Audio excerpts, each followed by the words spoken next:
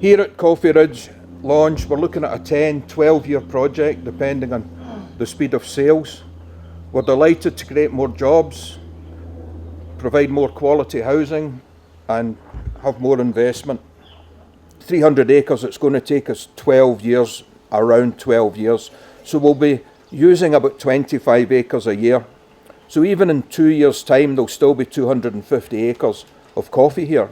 And the coffee will be around for a long number of years, so it's not going to be an overnight situation. In terms of mitigation, we're conscious that as housing developers, we use up productive agricultural land as we go.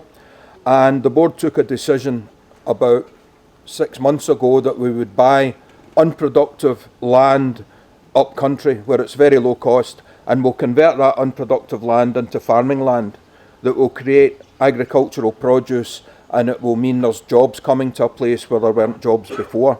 So we're just closing on about 300 acres a few hours past Kajiado, and we'll be turning that into a farm. Look, generally, globally, it's been a tough time over the last couple of years. When we came out of COVID, there was a lot of borrowing by economies, interest rates were high, inflation was up. So it's been a tough time globally. When we look at Kenya, I keep telling people, fundamentally, Kenya remains very strong. You know, growing middle class, good urbanization, good infrastructure development, and a currency, yeah, it has had challenges, but now we're seeing stabilization and it's going to attract more investment. We'll hopefully see interest rates start to come down in another 6 months to a year, and that will continue to attract investment into the economy. But ultimately for us, when we do projects, you're looking at 5 years, 10 years, 15 years, 20 years. So it's not about, you know, a cycle today for 6 months or a year. It's about whether or not the fundamentals of the economy remain strong.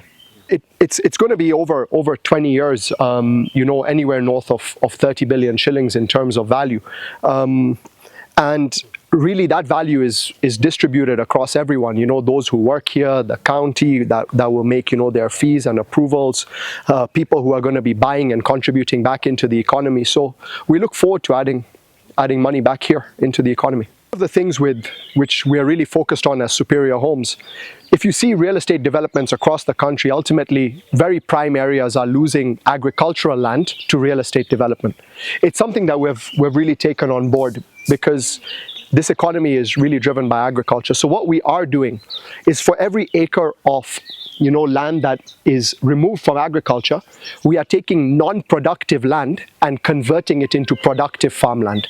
So for us, that's another way in which we're going to replace every acre of agriculture that moves into housing with another acre of agriculture that wasn't agricultural land before.